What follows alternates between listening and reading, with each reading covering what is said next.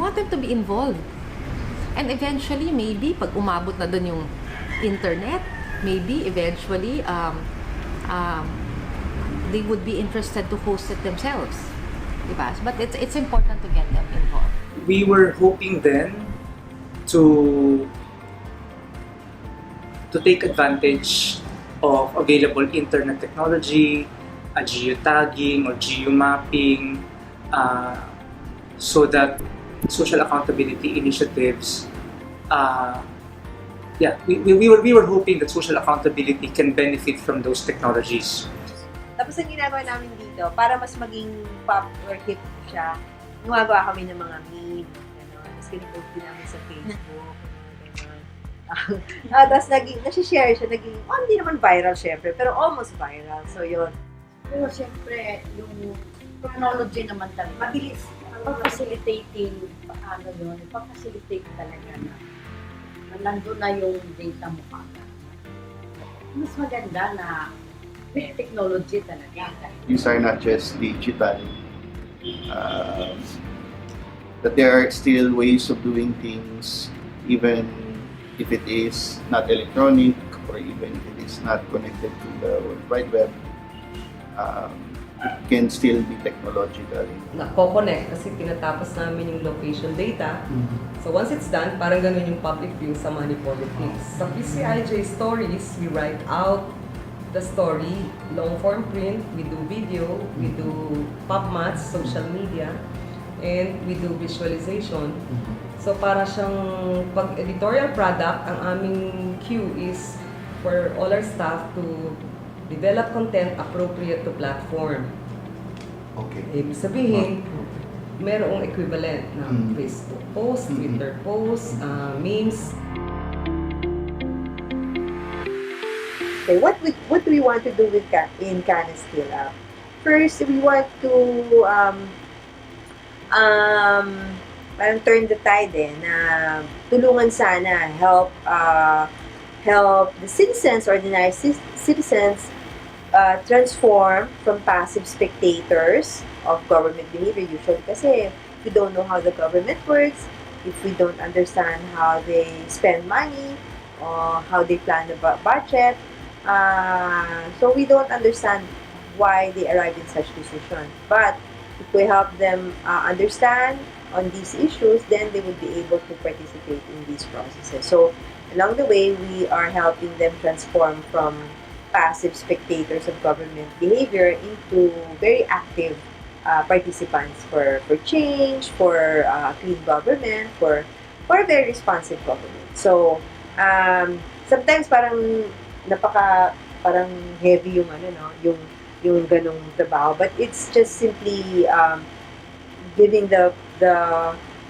communities the tools, the techniques, in fact letting them realize that the techniques that they already have, for example, simpleng telepono or cell phone, they could use it to monitor and report on their documents. So yun ang trabaho ng IWPR through Kana Scale Up with support from Making All Voices.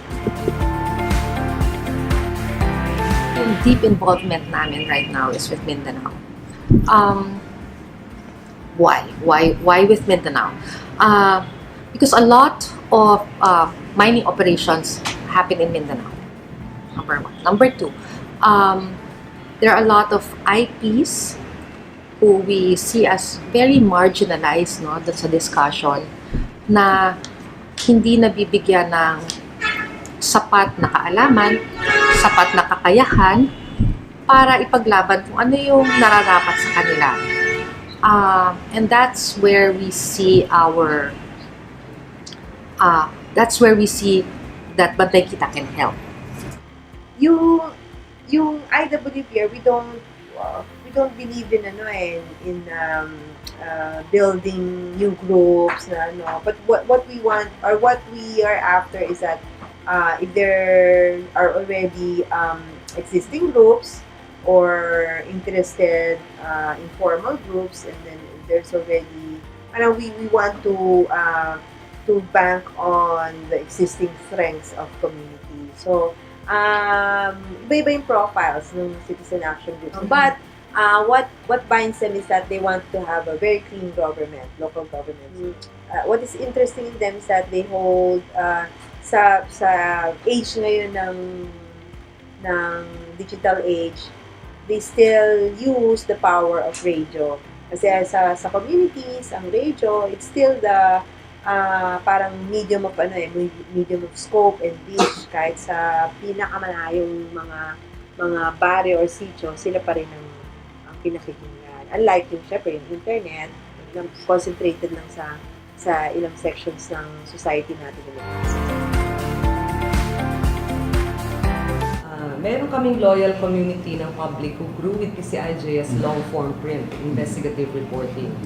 Okay, so they like the video, they like the books, pero syempre nag-iiba yung public. Now we have another important community of young readers who would like to see us more and more sa Twitter, Facebook, and short video clips, tapos mga pubmats, etc. And of course, television was always there kasi we were producing investigative reports online and for television then. But it's no longer enough to do investigative reports for print alone, but to render it across multimedia formats. So parang yun yung aming sinusubok. Hindi lang multimedia ngayon, but also social media productions. Yung kasi, yung IWCare, we believe both in offline and online technology. So, bakit ganito? Kasi una, naniniwala tayo na Pilipinas, the Philippines is, ewan ko kung ganun pa rin yung data, we are among the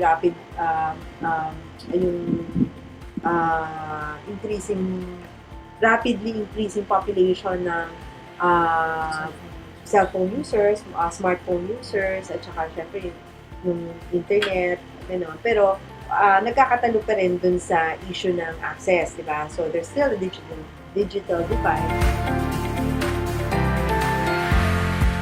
Nasa huli pa rin yung epekto pa rin yung importante. So, paano mo ma-achieve yung objectives mo?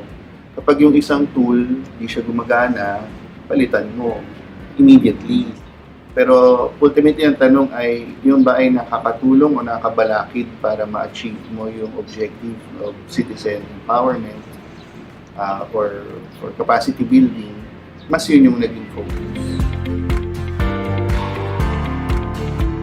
So if you realize it, sabi ko nga, it was trying to ride on the bandwagon. So kumbaga nauna yung tool, ayan, may tool na yan, gamitin natin dito yan. Supposed to be balik na dapat yung sequence eh. Mayroon ka munang need, and then dun mo hahanapin kung ano yung tool. Kasi we're hoping to reach those who have no access to information. And these are mainly the schools in far-flung areas. Eh sila yung walang website. So from the start, mayroong mali doon sa design. Then iba yung generate. Tapos yung website ngayon, so if you recall, information storage ng repository. Tapos, naging feedback. Tapos, for a time, talagang, parang pamphlet. Nandun pa rin yung mga information what CMS does. But now, the focus is communicating the stories. Ang unang naging problema ng Check My School, yung papalit-palit na na designers, yung programmers. Hindi na siya in-house, hindi pa siya ganun kapamilyar sa development. Yung developmental purpose ng website. Issue ng access, di ba? So there's still a digital divide kasi kunyari at mapapatotohanan namin ito sa communities where we work with. Bagamat yung mga leaders ng ilang mga citizen action groups we work with ay marunong mag-email, marunong mag-ano, pero syempre not all the time.